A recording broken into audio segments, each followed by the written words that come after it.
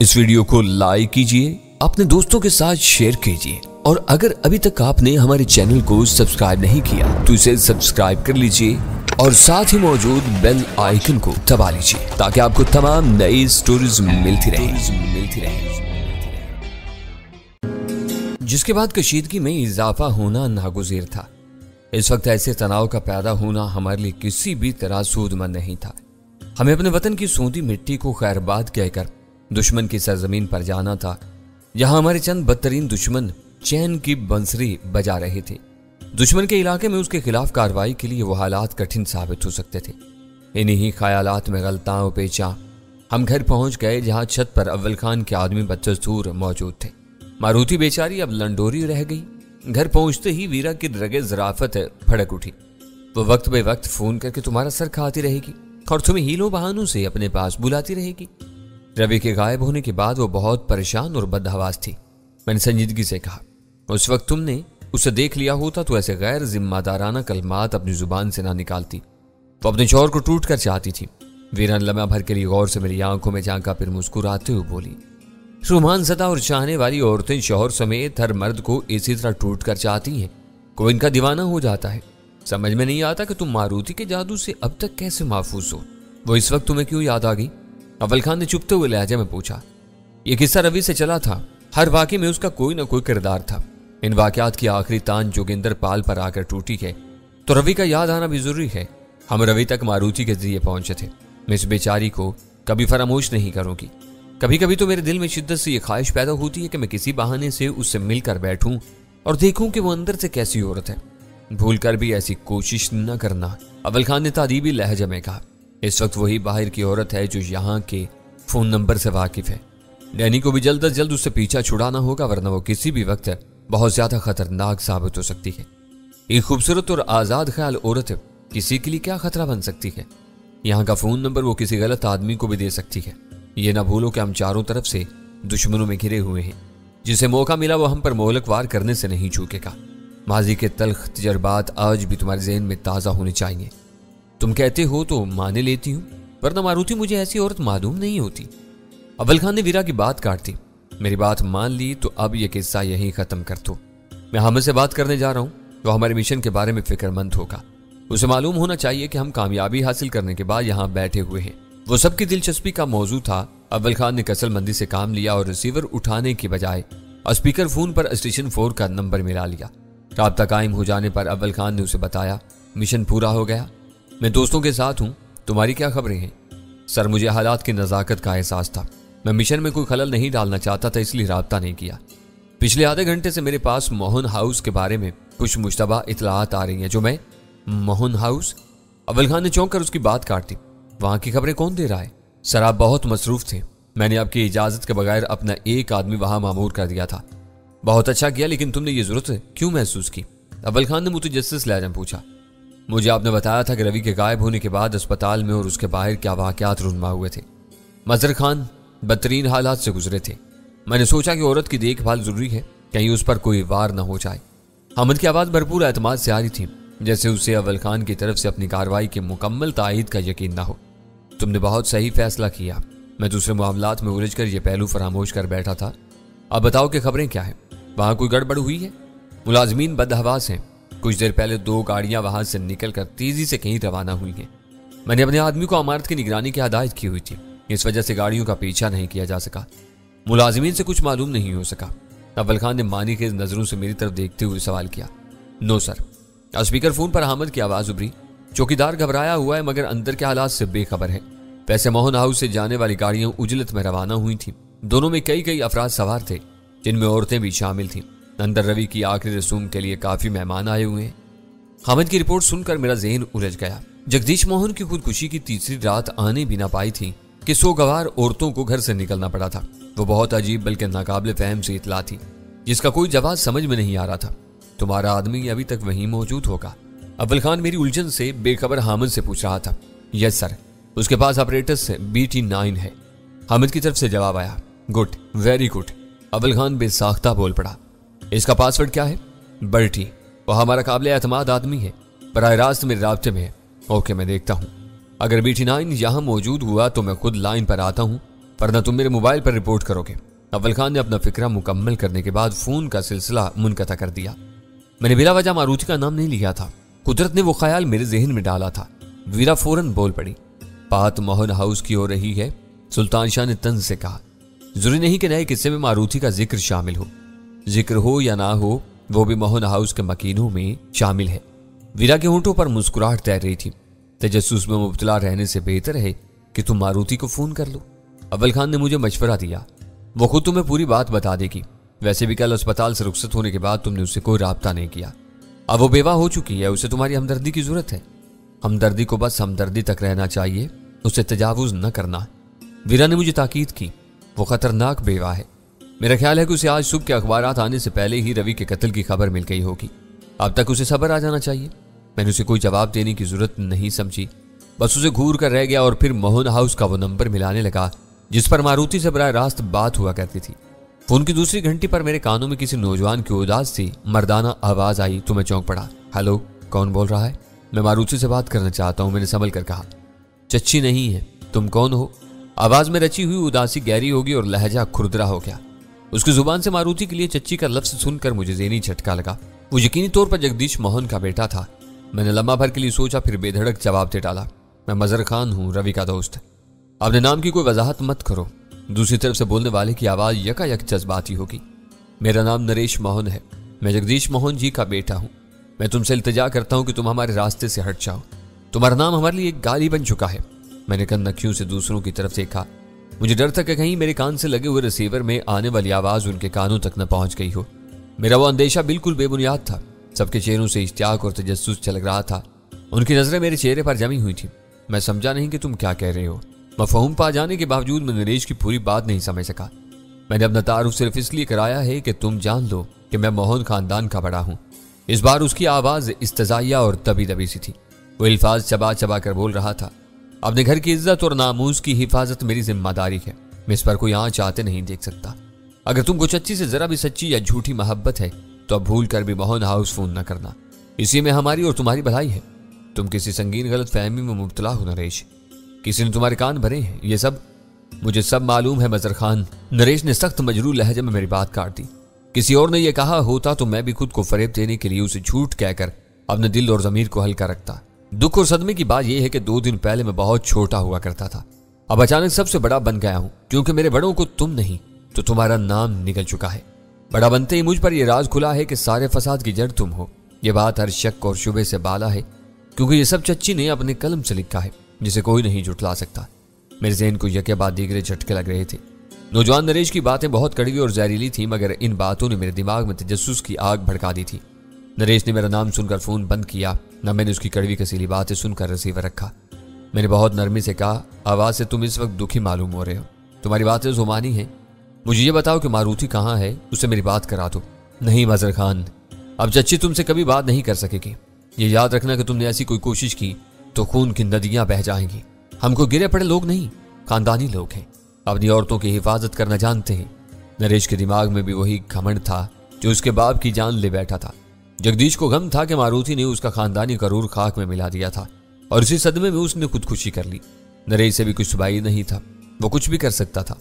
उसने खुलकर कुछ नहीं कहा था, मगर उसकी बातों से जाहिर हो रहा था कि मारुति जिंदा थी और किसी खौफनाक खानदानी अजाब में मुब्तला हो चुकी थी। मैंने अपने जहन को टटोला, वहां कहीं भी नदामत का शायबा तक नहीं था। इसका सबब सिर्फ यह था कि कराची के एक 5 स्टार होटल के पुरताइश और खौफनाक कमरे में जन्म लेने वाली कहानी सरासर मारुति की जिद और जब्बर का नतीजा थी। इसमें मेरा उसके सिवा कोई किरदार नहीं था कि मारुति ने हालात का फायदा उठाकर बहुत बेरहमी से मुझे ब्लैकमेल किया था। मैं उसके सीने में भड़कती हुई इंतकाम की आग के सामने सपर न डालता तो कृष्ण कुमार शायद कभी हमारे हाथ नहीं आ सकता था। बात ना कराओ, ये तो बता दो कि वो कहाँ और किस हाल में है, मैंने बहुत तामुल से कहा।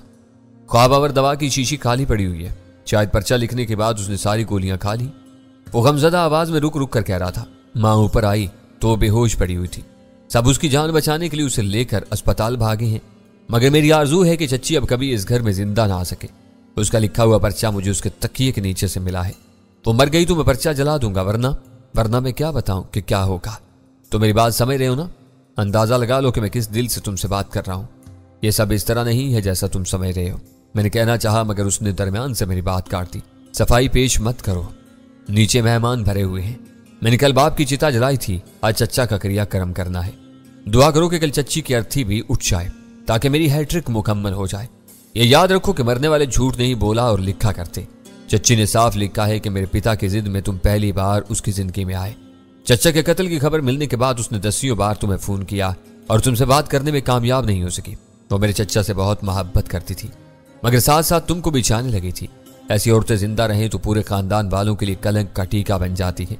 चच्ची मारुति का मर जाना ही हमारे और उसके हक में बेहतर होगा। मेरी ये बात याद रखना कि जिंदगी के किसी मोड़ पर तुम मुझे मिल गए और मैंने तुम्हें पहचान लिया तो जिंदा नहीं छोड़ूंगा। पिता और चच्ची ने खुदकुशी की, चच्चा कत्ल हुआ, मैं फांसी चढ़ जाऊंगा। ऐसा शायद कभी नहीं हुआ होगा कि एक घर के लोगों ने मरने के लिए ऐसे अलग अलग रास्ते ढूंढे हों। मैं तुम्हारे दुख और सदमे को समझ रहा हूं। मैंने किसी इश्तियाल में आए बगैर कहा, तुमने थोड़ी देर पहले खत पढ़ा होगा। अभी जज्बाती हो रहे हो, मगर वक्त हर जख्म का बहुत बड़ा मरहम है। एक ना एक दिन यह बात तुम्हारी समझ में आ जाएगी कि मैं बेकसूर हूं। अपना कसूर तुम उस वक्त समझोगे जब मैं तुम्हारी गर्दन धड़ से अलग कर दूंगा। उसकी आवाज में अजीब सी सफाकी होत कर आई। वो कह रहा था, मेरे लिए तुम सिर्फ एक नाम हो। मेरे सामने तुम्हारा कोई पता ठिकाना या फोन नंबर नहीं है, वरना मैं आज और इसी वक्त तुम पर टूट पड़ता। तुम गंदे मुसले, तुमने मेरी चच्ची को पलीत किया। मैं तुम्हारी मिट्टी पलीत कर दूंगा, तुम्हारी समाधि पर रोज पेशाब किया करूंगा। मेरे कुछ कहने की नौबत ही नहीं आ सकी। उसने यकलख्त टेलीफोन बंद कर दिया।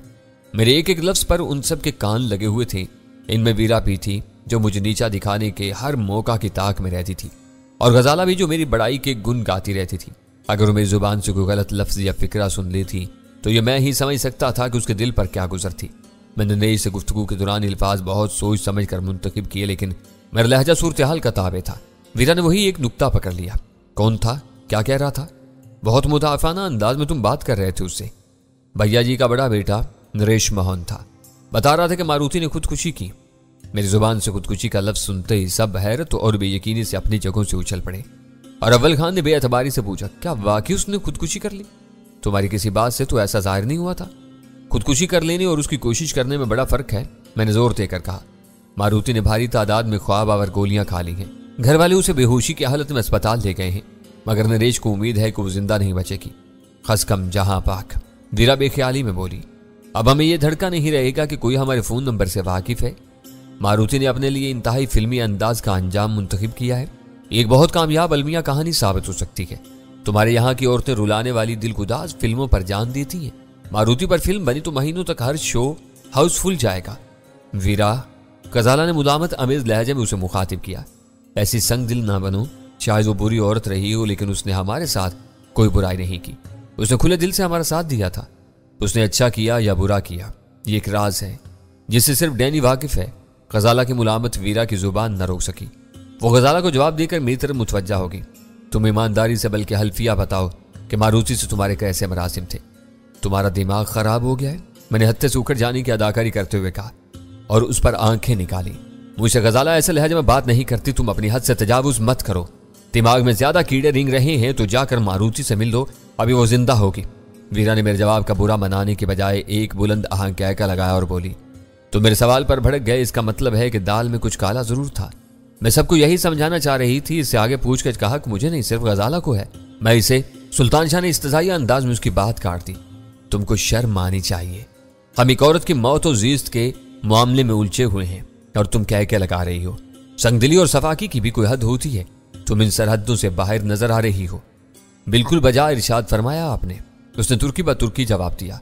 शाह साहब, आपको मालूम होना चाहिए कि मैंने अमेरिका की सरहद से बाहर कदम निकालते ही ऐसी तमाम दकियानूसी बातों को पीछे छोड़ दिया था। अब मैं ठोस हकायक की दुनिया में रहती हूँ और हर बात को उसी मेजान पर तोलती हूँ। मारुति को मैंने कभी पसंद नहीं किया। उसने खुदकुशी की कोशिश करके यह साबित कर दिया कि उसके बारे में मेरी राय 100% दुरुस्त थी। तुम लोगों के तंज और तानों के बावजूद अब भी मेरी दुआ है कि उसकी कोशिश जरूर और जल्द अज जल्द कामयाब हो। नरेश की भी यही ख्वाहिश है। वो अपनी चाची से बहुत पसंद है, मैंने धीरे से कहा। वो अपनी चाची को हमसे ज्यादा जानता था। उसकी ख्वाहिश बेसबब नहीं हो सकती। वह रवि को बेहद चाहती थी। उसकी मौत के बाद वो तनहा और बेआसरा रहेगी। सुल्तान शाह बोला, ऐसे मुहिब मायूसी के आलम में आदमी कुछ भी कर गुजरता है। मारुति कमजोर औरत थी, किसी का कुछ बिगाड़ने की बजाय अपनी जान पर खेल गई। जगदीश उससे शाकी था, नरेश भी उससे बदजन है। तुम लोग उसका सबब क्यों नहीं सोचते? वो वीरा का बहुत गहरा और काटदार सवाल था। मैंने उसी लम्हे फैसला कर लिया कि मारुति की छोड़ी हुई तहरीर के बारे में अपनी जुबान बंद रखूंगा। मैं नरेश के बताए हुए मतिन को कितना भी तोड़ मरोड़ लेता, वीरा की मौजूदगी में मेरा दामन बेदाग नहीं रह सकता था। उसके जहरीले तिजियों से महफूज रहने की बेहतरीन सूरत यही थी कि उसे मारुति की तहरीर की हवा भी न लगने दी जाती। हम तुम्हारी तरह ज़हनी परागंदगी का शिकार नहीं हैं। सुल्तान शाह बाकायदा मारुति के दिफा पर तुल गया था। जगदीश और नरेश में बाप बेटे का रिश्ता था। दोनों खानदानी गरूर का शिकार थे। मारुति से उनकी नफरत का सबब भी एक ही हो सकता है, वो उनके खानदान से बाहर की नीची जात वाली औरत थी। रवि उसे अपनों के खिलाफ तहफ्फुज़ फराहम करता था। वो मर गया तो मारुति से साया छिन गया। रवि के बगैर वो मोहन फैमिली में सुख से नहीं रह सकती थी। तारीख और गैर यकीनी मुस्तकबिल से घबराकर उसने अपनी जिंदगी खत्म करने का फैसला कर लिया। अव्वल खान को असल मामले की सुनगुन थी। उसने उकताए हुए अंदाज में कहा, तुम सब बिला वजह इस पर मगज खपा रहे हो। तीर कमान से निकल चुका है, वो जिंदा रहती है या मर जाती है, सुबह तक हर बात साफ हो जाएगी। वो हमारे लिए ज्यादा अहम नहीं थी। अव्वल खान का आखिरी फिक्रा टेप का बंद था। किसी ने मारुति के बारे में कुछ नहीं कहा और मेज़ेन में नरेश मोहन के अल्फाज गर्दिश करने लगे। वो 3 दिनों में अपने 3 अजीजों का क्रियाक्रम करके एक नई खानदानी इनफरादियत हासिल करने का आरज़ूमंद था।